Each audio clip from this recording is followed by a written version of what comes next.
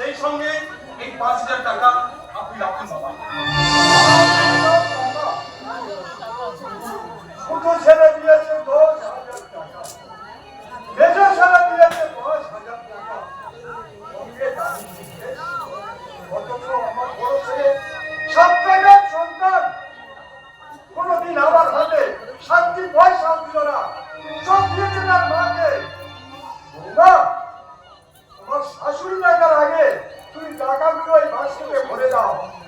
ওকে দিতে হবে না বাবা, আপনার বৌমা এসছে, সব কিছু গুছিয়ে দেবে। হ্যাঁ বাবা, আমি সব কিছু ঠিক মতো বুঝি।